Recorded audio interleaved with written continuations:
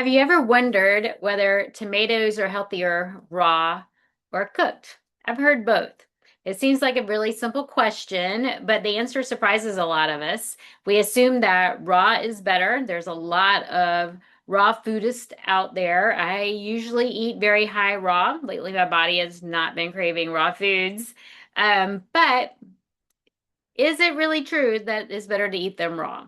Today, we're going to look at what happens to tomatoes when we cook them, why that makes a difference, and how you can get the most nutrition from one of summer's favorite foods. I used to be one of those people who did not like tomatoes. I loved ketchup. I was definitely a ketchup kid, but I love tomatoes. I've really grown to love tomatoes. So if you don't know me, I am Jennifer Whitmire. I help people use food as medicine. Most of my clients deal with autoimmune disease, but anyone with inflammation concerns, blood sugar issues, and any way that I can help with supporting aging, healthy aging, that is my goal. It's simple to just help you understand the science without making nutrition complicated. I am a educator at heart, a health educator. So this time of year, tomatoes are everywhere. If you don't know, I live on a farm. I moved here after my own diagnosis. We decided we were not living our dream, and it was to live on a farm and grow our own foods. And so we have tomatoes everywhere. Our garden is overflowing, as are most of the farms around the US, with beautiful tomatoes. I love heirloom tomatoes. And I want to make sure that you're buying organic or heirloom or your own, that kind of thing. So the question is, should you eat them raw in a salad, or should you cook them, turn them into a sauce, roast them with your other vegetables? And the good news is you don't really have to choose, because there are fantastic benefits both ways. As a matter of fact, with most of our foods, I prefer that you cook a lot of them and you eat them raw. Eating them in both forms gives us different nutrient needs. So raw tomatoes are an excellent source of vitamin C. And as I've taught in a lot of our classes, when we cook a food, vitamin C is easily destroyed. And so, as with our other foods, if you cook tomatoes, you're going to lose that vitamin C. But vitamin C is so important for our immune system. It helps our body make collagen, which is wonderful for our skin and our joints and things like that. And it is a fabulous antioxidant. And for someone who's stressed, if you seem like you're under a lot of stress, most of us are, pretty much all of my clients are dealing with everyday stress. When we are stressed, we burn through those antioxidants,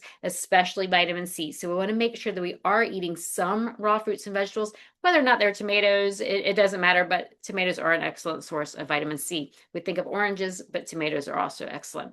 Raw tomatoes also contain enzymes. That's one of the things that people talk about when they talk about raw food, is they're a living food. They're containing live enzymes and these phytonutrients that can be easily destroyed by heat. Why do we want phytonutrients? Phytonutrients means plant nutrients, but those are wonderful to help with different body systems, and they are different from a dead food. If it's a live food, then if it's cooked, it's a dead food, I guess. That's not a good way to phrase it. But one of my favorite ways is to slice tomatoes, sprinkle some sea salt on top, eat it with some basil, maybe turning it into like a zucchini lasagna. I love a raw zucchini lasagna. Zucchini and some cashew cheese, and then some tomatoes, stick it in the dehydrator. Yum. Now, if we cook the tomatoes, they also have fabulous benefits that you only get from the cooked version. When they are cooked, then that makes lycopene much easier for our body to absorb. Now, we hear about lycopene most often when we're talking about prostate health, so health in men.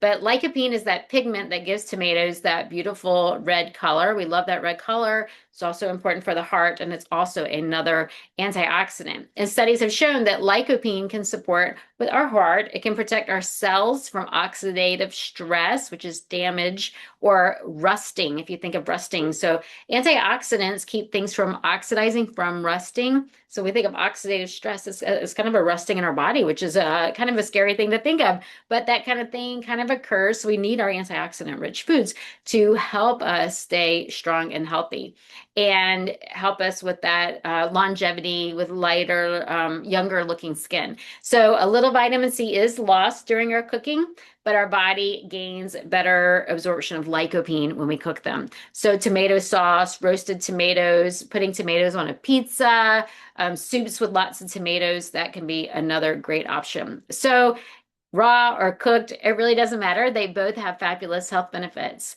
I don't believe we need to get caught up in trying to find that one perfect food and that one perfect way to prepare it because I like diversity. I like us to eat a wide range of foods. If you're going to eat more tomatoes because they're cooked, then eat them cooked. If you don't like them cooked, you don't like tomato sauce, then eat them raw. There are great ways to enjoy both of them. This week, I would encourage you to enjoy tomatoes in one way or another. Fresh tomatoes in your salad, roast them with some garlic and some herbs. Herbs are also wonderful and fresh right now. Add them to a vegetable soup.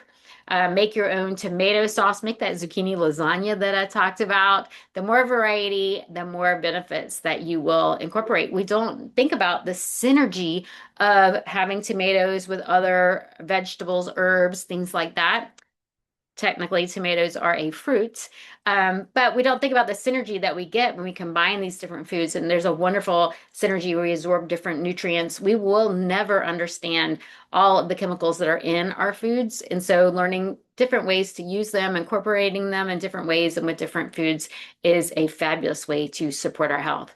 So, this week's challenge is super simple. Try tomatoes in a new way that you haven't before.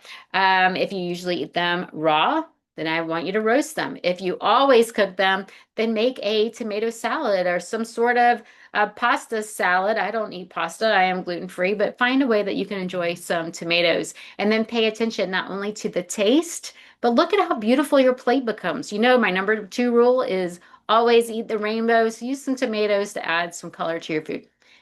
Just as a side note, raw bell peppers, another excellent source of vitamin C. I would love to hear from you. What is your favorite way to eat tomatoes? Is it fresh from the garden? Is it roasted? Is it in soup? Do you can tomatoes? Do you make your own homemade salsa? I think I'm going to do that tonight, actually. Tell me in the comments. Next week, we're going to talk about another group of vegetables that deserves a permanent place on our plate, and that is cruciferous vegetables. And we'll talk about broccoli, cabbage, Brussels sprouts, and all of their different cousins. And is it okay to have them if we have autoimmune thyroid disease? What if I'm concerned about my thyroid? Can I really eat cruciferous vegetables? We'll talk about that next week. Remember, everything you eat becomes a part of you. You are literally what you eat. So choose foods that help your body thrive, and I will see you again next Monday.